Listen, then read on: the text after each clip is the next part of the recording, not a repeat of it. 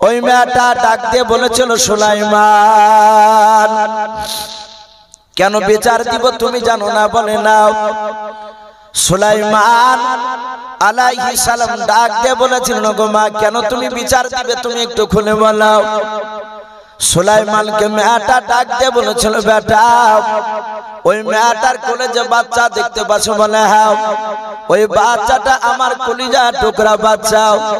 শুনে নাও রে বাবা, ওই বাচ্চাটা নিয়ে আমি চলে যাচ্ছিলাম তোমার আব্বার দরবারে। ওই মেয়েটাও আমার সঙ্গে ছেলেটা ধরে দাবি করেছিল বাচ্চাটা আমার। দুজনায় ঝামেলা করার সময় ওই মেয়েটা ডাক দিয়ে বলেছিল, বোন দুজনায় ঝামেলা করে মীমাংসা করা যাবে না। শুনে নাও, আমাদের দেশে বিখ্যাত একজন নবী রয়েছে, তিনি রসুল নবী প্লাস সাথে হাতে তিনি রসুল পর্যন্ত। ওই নবী রসুল হযরত দাউদ নবী আলাইহিস সালামের কাছে গেলে উনি ন্যায্য বিচার করে দেবেন। ওরে সুলাইমান, তোমার আব্বার কাছে ওই বাচ্চাটা নিয়ে যখন আমরা দুজনেই হাজির হয়ে গেলাম, শুনে নাও মেয়েটা অভিনয় করে কান্না করেছিল। ওই কান্না করার কারণে রে বাবা, তোমার আব্বা মেয়েটার কাছে ন্যায্য বিচার করে দিতে পারে না, আমার বাচ্চার পাওনা করে দিয়েছে। তাই কিয়ামতের ময়দানে তোমার আব্বার বিরুদ্ধে আমি বিচার দিব বলেছি। সুলাইমান মেয়েটার হাত ওখানা ধরে বলেছিল, মা আমি তোমার হাত ওখানা জড়ি করে বলি রে মা, তুমি কিয়ামতের ময়দানে আব্বার বিরুদ্ধে বিচার দিবা না। শুনে নাও, আমি যদি আব্বাকে গিয়ে দ্বিতীয়বার যদি বলি, আব্বা যান এই বিচারটা চিন্তা ভাবনা করে দেন, বলুন আপনারা রাজি আছেন কিনা? যে মেয়েটা কাঁদতে কাঁদতে যাচ্ছিল, মেয়েটা ডাক দিয়ে বলেছিল, সুলাইমান তুমি নিয়ে গিয়ে তোমার আব্বা যদি আবার বিচার করে দেয় আমি মেনে নেব। আর যে মেয়েটা হাসতে হাসতে যাচ্ছিল সে বলল, সুলাইমান তোমার আব্বার কাছে একবার কেন 100 বার যদি নিয়ে যাও, আমি ওই বাচ্চাটার মা হয়ে বলছি, শুনে নাও আমি 100 বারই তোমার আব্বার বিচারটা মেনে নেব। ও জানে যে নবীরা জবান দিয়ে যেটা বের করে সেটা আর দ্বিতীয়বার উল্টাবে না। নবী আমার যখন প্রাপ্য করে দিয়েছে এই বাচ্চা আমারই হবে। সুলাইমান আলাইহিস সালাম মেয়ে দুটোর হাত দুখানা ধরে টানতে টানতে সুলাইমান নবী আলাইহিস সালাম তার আব্বা দরবারের দিকে নিয়ে যাচ্ছে। রাস্তা দিয়ে বাপি যে মেয়ে দুটো বিচার নিয়ে যাচ্ছিল, ফিরে তারা আবার দেখছে ঘুরে আসছে। দাউদ নবী আলাইহিস সালাম তিনি চিন্তা করেন, ব্যাপারটা কি আমার ছেলে এইভাবে আবার ওই মেয়ে দুটোর হাত ওখানে ধরে টেনে নিয়ে আসছে কেন? নবী রাসূলরা তো বাপজাত, তারা গায়বের খবর জানে না। জানে কথা বলে? নবী রাসূলরা গায়বের খবর জানে না। একমাত্র আসমান জমিনের ভিতরে গায়বের খবর আমার আল্লাহ জানেন। বলুন আলহামদুলিল্লাহ। কিন্তু এক শ্রেণীর মানুষ তারাও বাপজি দাবি করতে লেগেছে যে গায়বের খবর নবীরাও জানে। এটা মানা যাবে না। এটা অনেক জায়গা রয়েছে নবীরা গায়বের খবর রাসূলরা জানে না। হ্যাঁ, নবী রাসূলরা গায়বের অদৃশ্যের খবর অতটাই দিতে পারতেন যতটা মহান রব্বুল আলামিন তার ফেরেশতা জিবরিল আলাইহিস সালামের মারফতে নবী রাসূলদেরকে জানিয়েছিলেন, তার বাইরে নয়। ও যতটা জানেন ততটাই বলতে পারতেন। তো নবী দাউদ নবী চিন্তা করছেন, আমি তো জানি না কেন আমার ছেলে ঘুরে নিয়ে আসছে। সুলাইমান আলাইহিস সালাম উনি মনে মনে চিন্তা করছেন, গিয়ে যদি বলি, আব্বা আপনি যে মেয়ে দুটোর বিচার করেছেন এই বিচারটা ভুল হয়েছে আপনার করা, তাহলে তো আমার আব্বার সম্মানের হানি হবে না। আমি ওইভাবে ডাইরেক্ট ওই কথা বলবো না। হযরতে সুলাইমান আলাইহিস সালাম দাউদ নবী আলাইহিস সালামের দরবারে গিয়ে হাত ওখানা জড়ো করে বলেছিল, ওগো আব্বা জান আপনি মেয়ে দুটোর বিচার করে দিয়েছেন? বলে হ্যাঁ বাবা। সুলাইমান ডাক দিয়ে বলেছিলেন, আব্বা আপনি বিচার করেছেন, বিচারটা আপনি উত্তর করে নেন, আপনি ফিরিয়ে নেন। ওগো আব্বা জান আপনি দ্বিতীয়বার চিন্তা ভাবনা করে একটু বিচারটা করুন। সুলাইমান আলাইহিস সালামের ছোট্ট বাচ্চা ছিল, মুখ থেকে কথা শুনে দাউদ নবী আলাইহিস সালাম উনি মনে মনে চিন্তা করেছেন, ওগো মাওলা আমি তো দ্বিতীয়বার বিচার কি করব আমার ব্রেন আর নিয়ে আসতে পারছি না। আমার সুলাইমান যখন এই মেয়ে দুটোকে ধরে নিয়ে এসেছে, আমার মনে হয় আমার সুলাইমানই হয়তো এই বিচারটা উনি ন্যায্য সঠিক করে দিবে। দেখি দিনে আমার সুলাইমান বিচারটা সঠিকভাবে করতে পারে কিনা। দাউদ নবী আলাইহিস সালাম ডাক দিয়ে বলছেন, ওগো বাবা সুলাইমান তুমি যখন ওই মেয়া দুটোকে যখন ঘুরিয়ে নিয়ে এসেছো, শুনে না আমি আমার বিচারটা আমি ঘুরে নিয়েছি। হে সুলাইমান, আমি তোমার আব্বা দাউদ নবী আলাইহিস সালাম, আমি তোমাকে হুকুম দিলাম তুমি মেয়া দুটোর বিচার ন্যায্য করে তুমি দেখিয়ে দাও। সুলাইমান আলাইহিস সালাম তিনি মুচকে হাসছেন আর বলছেন, আব্বা আপনি করবেন না? বলে না বাবা, তুমি করো, আমি তোমাকে তো হুকুম করছি। সুলাইমান মেয়া দুটোর দিকে লক্ষ্য করে বলেছিলেন, ওগো মা, আমি যদি বিচারটা করি বলো তোমরা বিচারটা মানবে কিনা? তারা দুজনাই চিৎকার করে বলেছিল, সুলাইমান তোমার বিচার কেন মানবো না?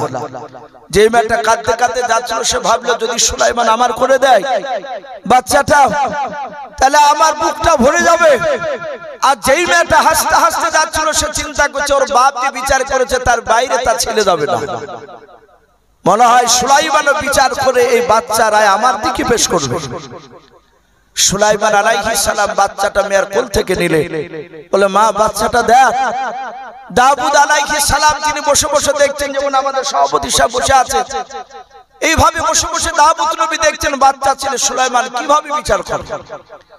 সুলাইমান বাচ্চাটা হাতে করে নিয়ে ওনার আব্বার কাছে বলছেন, আব্বা যান বাচ্চাটাকে একটু ধরো। সুলাইমান তার আব্বাকে বাচ্চাকে দিয়ে সুজা বাপজি কোনো কথা না বলে ঘরের দিকে সুজা দৌড়ে চলে গেলেন। দাউদ নবী আলাইহিস সালাম তিনি মনে মনে ভাবছেন ছেলে দৌড়ে গেল কেন ঘরের দিকে, আমার কি ভুল হলো নাকি আমার ছেলেকে বিচার করতে বলা। কিছুক্ষণ পর দেখা যায় যে সুলাইমান আলাইহিস সালাম একটা ধারালো অস্ত্র হাতে করে নিয়ে চলে আসছে, একটা হোশিয়ার ধারালো অস্ত্র, একদম চাকু টাইপের বোতল হাতে করে নিয়ে আসছে। দাউদ নবী চিন্তা করছেন আমার সুলাইমান বিচার মনে হয় ভুল করে ফেলবে, আমি বিচার করতে দিয়েছি যদি এই বাচ্চাটাকে যদি আমার সুলাইমান জবাই করে দেয় তাহলে এটা তো চরম অন্যায় হয়ে যাবে। আমার ছেলে সুলাইমান হয়তো কিয়ামতের ময়দানে জান্নাত দিতে পারবে না। দাউদ নবীও জানেন না যে আমার ছেলে সুলাইমান ইনি নবী হবেন বড় হওয়ার পর। হযরত সুলাইমান আলাইহিস সালাম উনি আসার পর দেখছেন তার আব্বা জান চরম চিন্তিত, টেনশনের জ্বালায় চিন্তার জ্বালায় বাপজি কপাল দিয়ে ঘাম বেরোতে শুরু হয়েছে। হযরত সুলাইমান আলাইহিস সালাম ডাক দিয়ে বলেছিলেন, আব্বা আপনি চিন্তা করবেন না, বাচ্চাটা আপনি আমার হাতে দিয়ে দেন। সুলাইমান বাচ্চাটা নিজের আব্বার কাছ থেকে বাপজি নিয়ে নিলেন। হযরত সুলাইমান বাচ্চাটা বাপজি জমিনের উপরে মাটির উপরে বাপজি একটা সুন্দর পরিষ্কার জায়গায় রেখে দিলেন। রেখে দেওয়ার পর মেয়া দুটোর দিকে লক্ষ্য করে বলেন, মা শুনে না, তুমি এই মেয়েটার দিকে যে মেয়েটা কাঁদতে কাঁদতে গিয়েছিল ওই মেয়েটার দিকে লক্ষ্য করে বলেছিল, মা আমার আব্বা ন্যায্য বিচার করতে পারে নাই বলে তুমি কিয়ামতের ময়দানে আমার আব্বার বিরুদ্ধে বিচার দিবা বলেছিলে। বলে হ্যাঁ। হযরত সুলাইমান ডাক দিয়ে বলেছিলেন, মা আমি তোমাদের দুজনের সামনে ন্যায্য বিচার করে দেব। ওগো মা আমার হাতে হোসেখানা দেখতে পাচ্ছ? বলে হ্যাঁ। বলে মা এই বাচ্চাটা পুরাটা তোমার কোলে দিয়ে দিলে তোমার কোল ভরে যাবে, ওই দ্বিতীয় মেয়েটার কোলটা খালি হয়ে থাকবে। আবার যদি দ্বিতীয় মেয়েটাকে যদি বাচ্চাটা দিয়ে দিই দ্বিতীয় মেয়েটার কোলটা ভরে যাবে আর তোমার কোলটা খালি হয়ে যাবে, এ বিচার ন্যায্য হবে না। তাহলে তুমিও তো আমার বিরুদ্ধে বিচার দিবা কিয়ামতের ময়দানে। ওগো মা এই হোসেখানা দুই বাচ্চার নয়, একটা বাচ্চার দুই পায়ের মাঝখানে বেঁধে দিয়ে আমি ফড়ফড় করে ফেড়ে ফেলবো। অর্ধেকটা মা তোমাকে দিব, অর্ধেকটা তোমাকে দেব, দুজনার কোল ভরে যাবে, সমান সমান ভাগ হয়ে যাবে। বলো মা এ বিচার তুমি আমার মানবে কিনা? বলো। যেই মেয়েটা বাপকে হাসতে হাসতে যাচ্ছিলাম ওই মেয়েটা চিৎকার করে বলেছিল, সুলাইমান তুমি আধা আধি করে কেটে দিলে আমি তোমার বিচারটা মেনে নেব। হযরত সুলাইমান হোসেখানা বেঁধে দিয়ে বাপকে টান মারতে যাবে আর হযরত দাউদ নবী আলাইহিস সালাম তিনি তাকে থেকে দৃশ্যখানা দেখছিলেন। হযরত সুলাইমান কি করে বিচার করবেন উনি দেখছিলেন। রে বাবা দাউদ নবী তখন কিছুই বলেন না, উনি বিচার করা থেকে তিনি বাপজি চমকে দাঁড়িয়ে গেলেন। সুলাইমান হোসেখানা জাহাজ বাপজি বেঁধে দিয়ে টান মারতে যাবে, যে মেয়েটা কাঁদতে কাঁদতে যাচ্ছিল দাউদ নবীর বিরুদ্ধে বিচার দেব বলেছিল, ওই মেয়েটা দৌড়ে গিয়ে সুলাইমানের পা দুখানা ধরে বলেছিল, ওরে বাবা সুলাইমান তোমার আমি পা দুখানা ধরে বলি রে বাবা আমার ছেলেকে তুমি জবাই তুমি করো নাও। হযরত সুলাইমান ডাক দিয়ে বলেছিল, মা তুমি তো কিয়ামতের ময়দানে তুমি বিচার দেব বলেছো, আমি যদি সমান করে না দিতে পারি তাহলে ন্যায্য বিচার হবে না। সুলাইমানের হাত দুখানা ধরে বলেছিল, বাবা আমি তোমার ন্যায্য বিচার পেয়ে গেছি, বলুন সুবহানাল্লাহ। সুলাইমান বলে, কেন মা তুমি কেমন করে ন্যায্য বিচার পেয়েছো বলো। ডাক দিয়ে বলে, বাবা আমি অর্ধেকটা নেব না, শুনে নাও, আর আমাকে বাচ্চা গোটা দেওয়া লাগবে না। আমি এখন যদি অর্ধেকটা নিতে যাই তাহলে আমার ছেলের জনম জনকার মতো শেষ হয়ে যাবে, আর জিন্দা বেঁচে থাকবে না। এই সুলাইমান ওই মেয়েটা যে দাবি করেছে বাচ্চাটা ওর বলে, হ্যাঁ তোমার আব্বা বিচার করে কি বাচ্চা দিয়েছিল, শুনে নাও, আমি তোমার আব্বার বিরুদ্ধে বিচার দেব না, তোমার বিরুদ্ধে বিচার দেব না, আমি ন্যায্য বিচার পেয়ে গেছি। যাও ওই মেয়েটাকে পুরো বাচ্চাটা দিয়ে দাও, ছেলেটা কমসে কম তো জিন্দা থাকবে, বড় হওয়ার পর রাস্তা দিয়ে যখন চলাফেরা করবে, হাঁটাহাঁটি করবে, ওই সময় আমি ওই ছেলেটার দিকে লক্ষ্য করে আল্লাহর দিকে তাকে বলবো, আল্লাহ এই বাচ্চাটা আমার কলিজা টুকরা সন্তান। জাহাতি কথা বললে সুলাইমান আলাইহিস সালাম সেখানে টান মেরে ফেলে দিয়ে বাচ্চাটা ধরে, যেই মেয়েটা বললো জবাই করতে হবে না আমি আর নিব না, ওই মেয়েটাকে দিয়ে দাও। সুলাইমান ওই মেয়েটাকে যে জবাই করতে বারণ করলো সেই মেয়েটার কোলে দিয়ে সুলাইমান আলাইহিস সালাম তার আব্বাকে বললেন, আব্বা এই বাচ্চাটা প্রকৃতি বাচ্চা হচ্ছে এই মেয়েটারই বাচ্চা।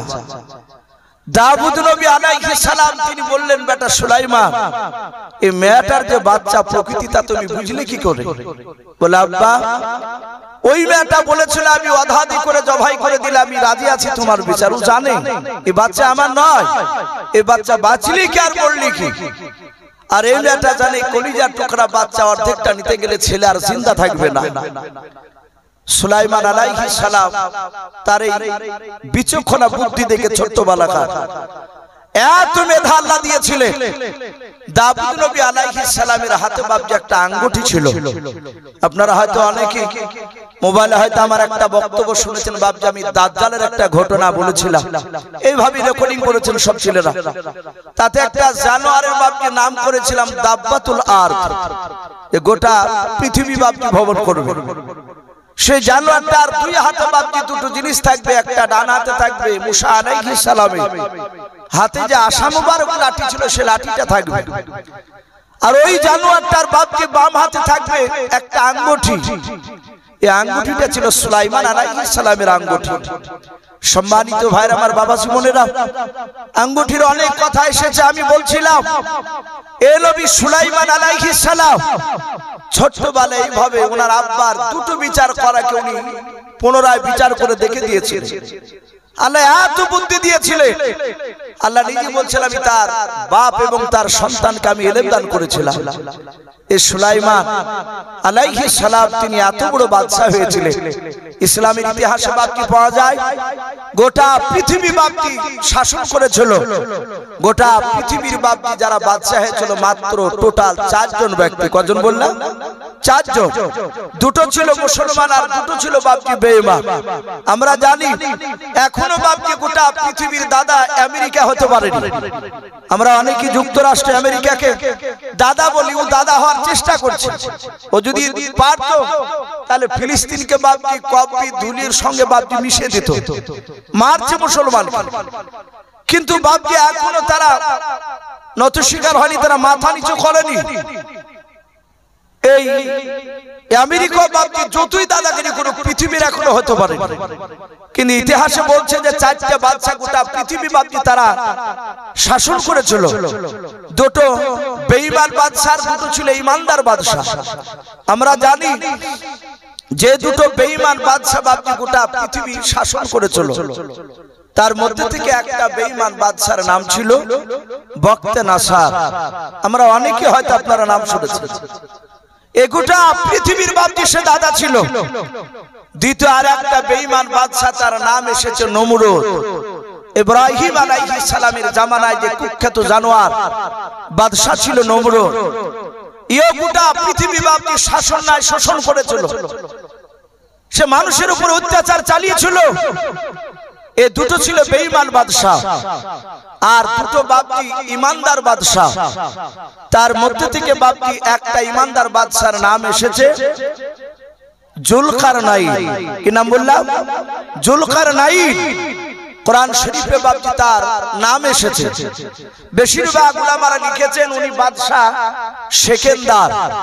ওই যে বলে না যে 7 মুলুকের বাদশা ছিল বাদশা সেকেন্দার, এটা বেশিরভাগ উলামারা লিখেছেন যিনি জুলকারনাইন উনি বাদশা সেকেন্দার। এতে দ্বিমত রয়েছে, আলেম বলেছে না, এই জুলকারনাইন তিনি আলাদা একজন বিখ্যাত আলেম বসে আছে। এই জুলকারনাইন আপনারা হয়তো এর শব্দের মানে হয়তো আপনারা অনেকেই জানেন না।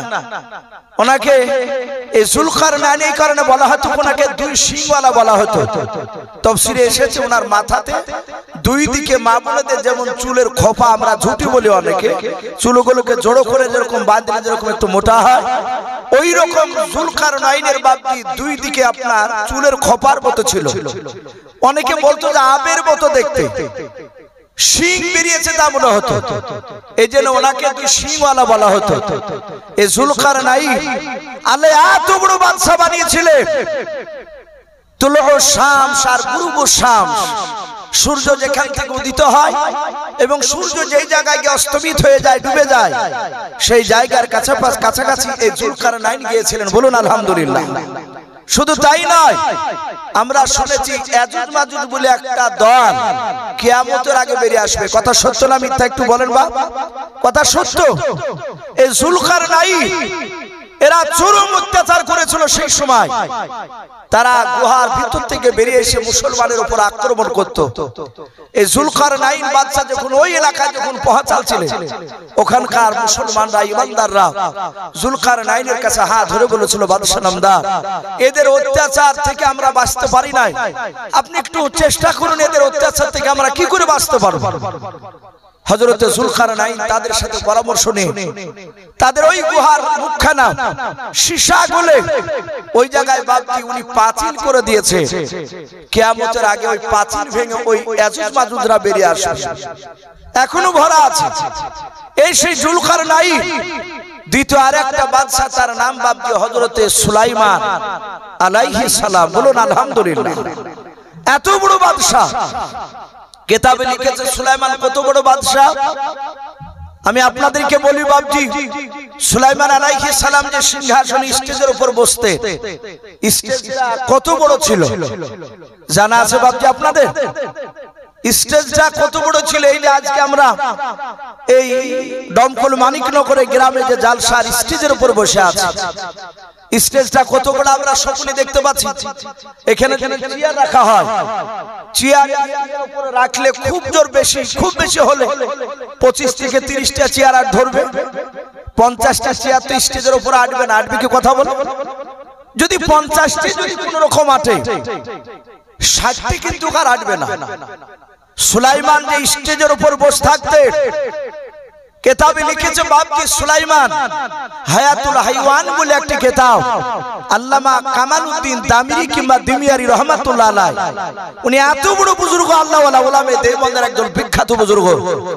উনি ওই হায়াতুল হাইওয়ান কিতাবটিতে লিখেছে যে সুলাইমান আলাইহিস সালাম যে সিংহাসনে বসতে, ওই সিংহাসনের উপরে 6 লক্ষ চেয়ার আটত। বলুন আলহামদুলিল্লাহ। কত বললাম? 6 লক্ষ চেয়ার। 3 লক্ষ বাপজি আপনার চেয়ারে থাকতো।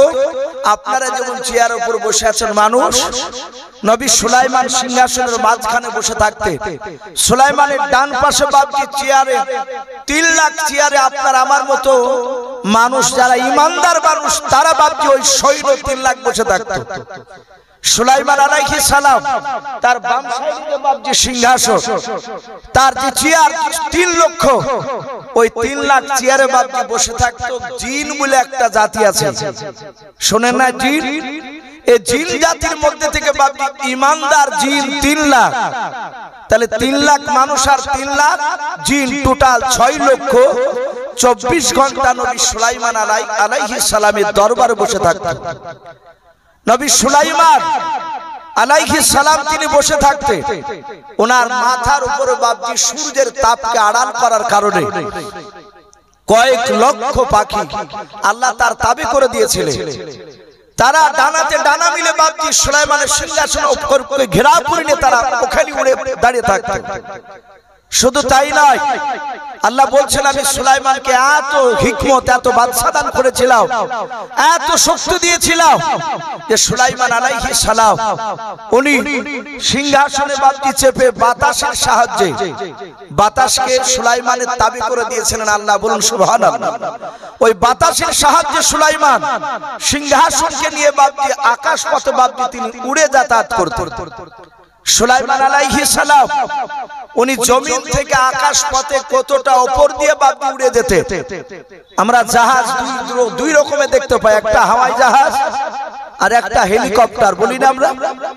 একটা হেলিকপ্টার দেখা যায় এমন ভাবে গুড়গুড় করে শব্দ করে যায়, মনে হয় যে দুতলা ছাদের উপর উঠে দুইখান বাস জোড়া দিয়ে গুতা মারলে মনে হয় যে ওই হেলিকপ্টারে ঠেকে যাবে। তো সুলাইমান আলাইহিস সালাম তিনি কত দূর দিয়ে যেতে, কিতাবে লিখেছে যে 1350 কিলোমিটার উপর দিয়ে তিনি আকাশ পথে পাড়ি দিয়ে উড়ে বেড়াতেন। বলুন আলহামদুলিল্লাহ। 1350 কিলোমিটার রাস্তা ইটার টুক নয়। আল্লাহ বলছেন এত ক্ষমতা দিয়েছিলাম সুলাইমান আলাইহিস সালাম উনি অপর থেকে বাপজি জমিনের দিকে তাকালে জমিনে পিঁপড়া চলাফেরা করছে, সুলাইমান অত দূর থেকে দেখতে পারতেন। বলুন আলহামদুলিল্লাহ। সম্মানিত ভাইরা আমার, বাবা জীবনের এই নবী সুলাইমান আলাইহিস সালাম উনি সিংহাসনে বাপজি বসে আছে। হঠাৎ করে সুলাইমান আলাইহিস সালাম তিনি ভ্রমণ করতে যাবেন, ঘুরতে যাবেন। তাই উনি বলে ওয়াহশিরা লি সুলাইমান জুনুদুহু মিনাল জিন্নি ওয়াল ইনসি ওয়াত তায়রি ফাহুম ইউজাউন। সুলাইমান আলাইহিস সালাম বাবা জিন আর পাখি আর মানুষদের দিকে লক্ষ্য করে ডাক দিয়ে বলেছিলেন, বলো তোমরা আমার সঙ্গে ভ্রমণ করতে যাবে কিনা একটুখানি বলো। সুলাইমান আলাইহিস সালামের বাবা জিন আর মানুষ আর পাখিরা সময় কথা শোনার পর ডাক দিয়ে বলেছেন, ওগো নবী সুলাইমান আপনি যেই দিকে নিয়ে যাবেন সেই দিকে আমরাও যেতে রাজি আছি। আল্লাহর নবী সুলাইমান আলাইহিস সালাম বাতাসকে ইশারা করে বাপজি বিরাট বড় সিংহাসন নিয়ে বাবা আকাশ পথে উঠতে শুরু করে দিলেন। অনেক দূর বাপজি উড়ে চলে যাওয়ার পর সুলাইমান আলাইহিস সালাম যে জায়গায় বাপজি নামতে যাবেন, যে জায়গায় বাপজি মাঠে গিয়ে সিংহাসন খানা নিয়ে নামবেন, কোরআন শরীফে বাপজি আপনার কিতাবে কোরআনে পাওয়া যায় হাত্তা ইদা আতা আলা ওয়াদিন নামাল। নবী সুলাইমান যেই জায়গায় বাপজি ময়দানে বাপজি আপনার নামবেন, ওই জায়গায় দেখলেন ওই ময়দানে হাজার হাজার লক্ষ লক্ষ বাপজি পিঁপড়া ঘোরাফেরা করেছিল। ওই দূর থেকে সুলাইমান আলাইহিস সালাম দেখছেন, যেই ময়দানে নামলেন সেই ময়দানে শুধু পিঁপড়া। হঠাৎ করে সুলাইমান আলাইহিস সালাম দেখলেন ওই লক্ষ লক্ষ পিঁপড়ার মধ্যে থেকে একটা পিঁপড়া হঠাৎ করে কি যেন সেই গুনগুন করে বলল, আর সব পিঁপড়া গেল। সুলাইমান আলাইহিস সালাম তিনি উপর থেকে দেখছেন যেই পিঁপড়াটা কি যেন বলল তার সাথীদেরকে, আর সব পিঁপড়া হুড়হুড় করে বাপজি তারা গর্তের ভিতর চলে গেল। সুলাইমান আলাইহিস সালাম তিনি সিংহাসন থেকে বাপজি ওই ময়দানে নামার পরে দেখলেন কয়েক লক্ষ বাপজি পিঁপড়ার মধ্যে থেকে একটা পিঁপড়াই শুধু উপরে দাঁড়িয়ে, বাদ বাকি আর দ্বিতীয় পিঁপড়া নেই। সুলাইমান আলাইহিস সালাম কাছে যাওয়ার পর পিঁপড়াটাকে হাত দিয়ে ডান হাতে ধরলেন। ধরার পরে সুলাইমান আলাইহিস সালাম বাম হাতের তালুতে বাপজি দিলেন। তালুতে দেওয়ার পরে ডাক দিয়ে সুলাইমান পিঁপড়ার ভাষায় সুলাইমান আলাইহিস সালাম ডাক দিয়ে বললেন, এই পিঁপড়া বল তুই তোর প্রজাদেরকে তোর সাথীদেরকে এমন কি বললি, তারা তোর কথা শুনে তারা হুড়হুড় করে তারা গর্তে চলে গেল। পিঁপড়া সুলাইমান আলাইহিস সালামের বাপজি কথা শোনার পরে উনি আশ্চর্য হয়ে গেলেন। উনি ডাক দিয়ে বলছেন, ওগো নবী সুলাইমান আপনি আমার কথা বলতে পারেন? সুলাইমান মুচকে হাসি দিয়ে বললেন, পিঁপড়া আমি শুধু তোর কথা নয়, আমি পৃথিবীতে যত মাখলুকাত রয়েছে সব মাখলুকাতের কথা আমি বলতে পারি, আমি বুঝতে পারি। বলুন আলহামদুলিল্লাহ। কিতাবে এসেছে বাপজি আল্লাহ রাসূল সাল্লাল্লাহু তাআলা আলাইহি ওয়াসাল্লাম বলে গোটা পৃথিবীতে আদম আলাইহিস সালাম থেকে নিয়ে মুহাম্মদ সাল্লাল্লাহু আলাইহি ওয়াসাল্লাম পর্যন্ত যত নবী রাসূল আল্লাহ পাঠিয়েছেন সব নবী রাসূলের মধ্যে থেকে মাত্র দুটো নবী রাসূল সারা পৃথিবীর মাখলুকাতের কথা বাপজি বুঝতে পারতেন এবং বলতে পারতেন। আমরা জানি আপনার আমার নবী জনাবে মুহাম্মদ রাসূলুল্লাহ সকলে বলেন সাল্লাল্লাহু তাআলা আলাইহি ওয়াসাল্লাম। এই মুহাম্মদ সাল্লাল্লাহু আলাইহি ওয়াসাল্লাম গোটা পৃথিবীর বাপজি মাখলুকাতের কথা হযরতে মুহাম্মদ সাল্লাল্লাহু তাআলা আলাইহি ওয়াসাল্লাম বিশ্বনবী সারা পৃথিবীর মাখলুকাতের কথা বলতে পারতেন এবং বুঝতে পারতেন।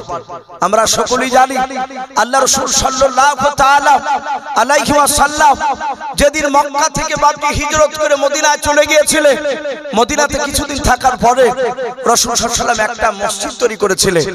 ওই মদিনার মসজিদটার নাম ছিল বাপজি মসজিদে নববী। আমরা সকলেই জানি ওই মসজিদে নববীতে আল্লাহ রাসূল সাল্লাল্লাহু তাআলা আলাইহি ওয়াসাল্লাম একটা খেজুর গাছে পিঠ লাগিয়ে রাসূল দাঁড়িয়ে গাছটায় পিঠ লাগিয়ে হিলাল দিয়ে বাপজি তিনি বক্তব্য রাখতেন। আর সেই জায়গায় আমার বিশ্বনবীর একজন সাহাবা রাসূলের এই দৃশ্য দেখে সে একটা আরামদায়ক জায়গা তিনটা যে ধাপি বিশিষ্ট আমরা মসজিদে দেখতে পাই যে আপনার যেটাকে মিম্বার বলা হয়, সে মিম্বার কাঠে তৈরি করে নিয়ে গিয়ে আমার বিশ্বনবীকে দিয়েছিলেন। নবী খেজুর গাছ ছেড়ে দিয়ে মিম্বারে বসে যখন বক্তব্য দিছিলেন আর ওই সময় খেজুর গাছটা কান্না করেছিল। বলুন আলহামদুলিল্লাহ। আমার বলার উদ্দেশ্য যে মুহাম্মদ সাল্লাল্লাহু তাআলা আলাইহি ওয়াসাল্লাম সারা পৃথিবীর মাখলুকাতের কথা বুঝতে পারতেন। ভাই যেহেতু রাত্রি প্রায় 12টা বাজতে চলল আর আমার পরও আরো বক্তা রয়েছে আর প্রায় জায়গাতে বাপজি 12টার পর লোক আর থাকে না, যেহেতু আমরা একজন বিদেশি মেহমান অনেক দূর থেকে বাপজি সে আসাম থেকে নিয়ে এসেছি। তো ভাই আমি আপনাদেরকে অনুরোধ করব, আপনারা দান দিয়েছেন আলহামদুলিল্লাহ, ওনারও বাপজি আপনার হাতে অনেক টাকা দিয়েছেন। আমি বেশি নয় মাত্র বাপজি 5 মিনিট মতো ভাই যারা এখানে আছে আলোচনা ইনশাআল্লাহ সে বিদেশি মেহমান উনি এসেছেন ওনার মুখ থেকে আপনারা শুনবেন, মূল্যবান কথা উনি আলোচনা করবেন। ভাই আমি আপনাদেরকে একটু দেখতে চাই, এখানে অনেক বাপজি ভাই রয়েছেন। ভাই আমি বেশি নয় মাত্র বাপজি 500 খান করে টাকা মাত্র 5 জন ব্যক্তিকে ভাই এখানে আপনারা দিয়েছেন অনেকেই। আপনারা শেখ সাহেবের হাতে আপনারা দান দিয়েছেন। আমি আপনাদের কাছে বাপজি একটু দেখতে চাই, বক্তা সাহেব চলে এসেছেন ওনাকে বসে রেখে কথা বলা বাপজি আপনার এটা বেয়াদবি হবে। আমি যখন আসছিলাম উনি বলছিলেন যে ভাই রাত্রি 12টা বাজতে ছিল আর আমার মনে হয় লোক একটাও থাকবে না ভালো। আমি বললাম ভাই অসুবিধা নাই, আমরা বেশিক্ষণ সময় নিব না, যেহেতু আমরা এলাকার বক্তা আপনাকে কিছুক্ষণ একটু আলোচনা করি ইনশাআল্লাহ আপনাকে ঠিক টাইমে নিয়ে চলে যাওয়া হবে। তো ভাই আমি একটু দেখতে চাই উনি বসে আছে 5 মিনিট মতো বলেছে মাত্র, মনে হয় যে 1.5 মিনিট পার হয়ে গেল। 500 খান করে টাকা ভাই একটু আল্লাহ ঘরকে তৈরি করার জন্য ভাই হবে না কেউ একটু হাত তুলে একটু ঝটঝট করে বলি ভাই, কাছে না থাকলে বলবেন যে 1 মাসে দিব ইনশাআল্লাহ মসজিদ বানানোর জন্য। নবীজি বলেছে মান বানা লিল্লাহি মসজিদান বানালাহু লাহু বাইতান ফিল জান্নাহ। নবী বলেছেন যারা মসজিদে টাকা দান করলো তাদের জন্য আল্লাহ রাব্বুল আলামিন জান্নাতে একটা ঘর তৈরি করবেন। বলুন আলহামদুলিল্লাহ। ভাই আসি একটা ভয় হবে না ভাই 500 খান টাকা। আমি শুনলাম যে আপনারা মুশাররফ সাহেব হুজুরকে আপনারা খুব ভালোবাসেন, ওনাকে মানুষ টাকা দেয়। আসি ভাই মাত্র 500 খান টাকা, বেশি নয়, যার শেষ ভালো তার সব ভালো। একটু আসি একটু আসি ভাই, যদি থাকেন কোন আল্লাহর বান্দা শেষের বেলা 500 খান করে টাকা ভাই পাহাজ না। আমি বেশি নয়, আমি আপনাদের কাছে বেশি চাইছি না, যেহেতু আপনারা দিয়েছেন অনেকে। সুবহানাল্লাহ বলেন নারে তাকবীর। একজন বেনামিতে ভাই উনি বলছেন আমি 1000 টাকার দাতা। বলুন মারহাবা। আল্লাহ তার 1000 টাকা দানকে আল্লাহ কবুল করুন। এ দেখেন আরেকজন ভাই আমার 500 টাকা দিলেন। ভাই আলিমু মিজাতি সুদূর আল্লাহ, আল্লাহ সকলের অন্তর উনি জানেন, উনি সবকিছু দেখতে পাচ্ছেন। ভাই দুজন হয়েছেন, একজন 1000 টাকা আর একজন 500 টাকা। ভাই আমি 5 জনকে দেখতে চেয়েছি জি, আর মাত্র 3 জনা ভাই একটু আসুন। 5টা মিনিট আপনাদেরকে ভাই একটু কষ্ট দিব, একটু আসি, বেশি না আর কি হবে না ভাই। ইমানদার কলা গাছের মতো ভাই, কলা গাছকে যত কাটা যাবে কলা গাছ তত বেরোয় মোচা ছাড়ে। ইমানদার একবার দিয়ে বাপজি শেষ হয় না। একটু আসি মাশাআল্লাহ বলেন নারে তাকবীর। এ সাজাবুল নামে দেখো বান্দা কোথায় যে ছিল, আল্লাহ নাম শুনে দেখো 500 টাকা দিলাম, 500 টাকা বলে মনে করিও না হেলাম, নেকের খাতায় মনে লিখিও গোমেলাম, যে আশাতে যে নিয়াতে করিয়াছে দান, দানকে কবুল করো তুমি সুবহানাল্লাহুম্মা আমিন। ভাই আমি ছেড়ে দেব ভাই, এ দেখেন 3 জনা 4 জনা হলো নাকি ভাই, আর একটা আসুন ভাই, আর একটা এসে আমি ছেড়ে দেব ইনশাআল্লাহ। আমি 5 জনের কাছে ভাই দেখতে চেয়েছি, দেরি না করে একটু তাড়াতাড়ি আসি ভাই, আর কি হবে না ভাই। প্রধান বক্তা চলে এসেছেন ভাই, আপনারা তাকিয়ে আছেন যে আসাম থেকে ভাই কি আলোচনা করে একটু শুনবো। জি মাশাআল্লাহ ভাই, আমি আপনাদেরকে অনুরোধ করব, আমাকে দিয়ে শেষ নয়, উনি মুসাফির সুদূর আসাম থেকে এসেছে, শিশির বেলায় ভাই যারা বাকি আছে মা বোনরা বেশ একটু আড়ালে তারা আছে, আমি অনুরোধ করবো বাপজি ভাই মা বোনদেরকে আপনারা সকলেই আপনারা শিশির বেলা ওনার হাতে দিবে, আর কমিটি ভাইদেরকে বলবো ভাই আপনারা মা বোনদের কাছে একটা রুমাল নিয়ে যাবে, বাপজি ভাইদের কাছে একটু রুমাল নিয়ে যাবে। অনেক মানুষ 50 টাকা 10 টাকা লজ্জায় নিয়ে আসতে পারে না, হরকত বরকত হয়, 50 100 টাকা 10 টাকা করে দিয়ে দেখা যায় পুটলাতে, ওতে প্রায় 1000 4-5 টাকা হয়ে যায়। আমি কমিটি ভাইদেরকে বলবো ভাই আপনারা সময় মতো সেভাবে চাদর নিয়ে বাপজি ভাইদের কাছে যাবেন, ইনশাআল্লাহ দিবে ভাই। আমি আর লম্বা চড়া করব না, বক্তা নিয়ে এসে বসা মানি, আর সভাপতি সাহেবকে বলা লাগবে না, তার মানে বুঝে নিতে হবে যে বক্তা তাকে একটু সময় দিতে হবে ভাই, উনি মেহমান, যদি এখানে লোক না থাকে তাহলে গিয়ে আমাদেরই বদনাম করবে যে মুর্শিদাবাদের লোক হয় না, এই কথা বলবো। তো ভাই যাই হোক, আমি বেশ কিছু কথা আপনাদের কাছে, আমি দিনের দাওয়াত সম্পর্কে একটু কথা তুলে ধরেছিলাম। সুলাইমানে দাঁড়াতে বাপজি একটা পাখিকে দিয়ে বিলকিস রানীর কাছে কলমার দাওয়াত পৌঁছাচ্ছিলেন। তো ভাই আমি প্রতিটা বাপজি ভাইকে বলবো যে আমাদের বক্তব্য শোনার বলার সারমর্ম হচ্ছে আমরা 5 ওয়াক্ত নামাজ পড়বো, বলুন ইনশাআল্লাহ। যাদের বাপ মা বাপজি বেঁচে নাই তারা তো হতভাগা, যাদের বাপ মা বেঁচে আছে আমরা বাপ মার খিদমত করব, বলুন ইনশাআল্লাহ। ভাই আমরা অনেকে আছে, অনেক বাপজি ভাইরা তাদের সন্তানরা আছে অথচ ভাত পায় না, কাঁদে যে আমার বেটা তো ভাত দেয় না, অথচ সেই লোকটা তার সন্তানরা দেখা যাচ্ছে সে কপালে ঘটা ফেলে দিয়েছে নামাজ পড়ে, ও নামাজ পড়ে কাজে লাগবে না ভাই। বাপ মাকে যদি খিদমত না করে, সে আলেম হন আর সে হাজি হন আর মাস্টার যেই হন না কেন, তা আমি হাতে পায়ে ধরে বলবো ভাই যাদের বাপ মা বেঁচে আছেন তারা ভাগ্যবান, বাপ মার খিদমত করবে, তার সাথে হাতে আল্লাহর কাজ করবেন ইনশাআল্লাহ। মাশাআল্লাহ যাক মাশাআল্লাহ বলে নারে তাকবীর। ভাই না দিলে একটু জোরে বলে নারে তাকবীর। মাশাআল্লাহ কাপ্তান বলে একজন ভাই, কাপ্তান উনি হাফ সেফটি বালিদান করেছেন মসজিদে, মাশাআল্লাহ। আল্লাহ তার হাফ সেফটি বালিকে আল্লাহ কবুল করুন, বলুন আল্লাহুম্মা আমিন। ভাই মাশাআল্লাহ বেনাবিতে একজন মহিলা মা আমার 500 টাকা দান করেছেন, আল্লাহ তার দানকে কবুল করুন। ওগো আল্লাহ তুমি বেনামি মহিলা মায়ের ঈমানটা হযরত মা ফাতেমাতুজ জোহরা রাদিয়াল্লাহু তাআলা আনহার মতো ঈমান বানিয়ে দাও, বলুন আল্লাহুম্মা আমিন। ভাই তো যাই হোক, যারা দিতে বাকি আছেন ভাই আস্তে আস্তে আসবেন, আর এখানে ভাই যারা কাছে দিবেন উনি খাতা লিখে রাখবেন, শেষের বেলায় প্রধান বক্তা সাহেব আপনাদের কাছে চাইবেন, তখন হয়তো খাতা নাম লেখা থাকলে সেই নামগুলো ঘোষণা করা হবে। অনেক মানুষ সবার নাম না করলে আবার সকালবেলায় বলে যে আমার নামটা করলো না, এগুলো হয়তো আমরা বুঝি না বলে হয়তো সব কথাগুলো বলি। ভাই যদি বলতে ভুলেও যায় ওটা কখনো বলবে না, আপনি দান দিচ্ছেন আল্লাহর খাতায় উঠে পড়ছে ইনশাআল্লাহ। তাই আমি আর লম্বা চড়া করবো না ভাই, বলার মধ্যে ভাষার মধ্যে যদি ভুল হয়ে যায় সকলে ছোট ভাই কিংবা ছোট ছেলে হিসেবে ক্ষমা করবেন, এই বলে আমার বক্তব্য শেষ করলাম। ওয়া আখিরি দাওয়ানা আনিল হামদুলিল্লাহি রাব্বিল আলামিন।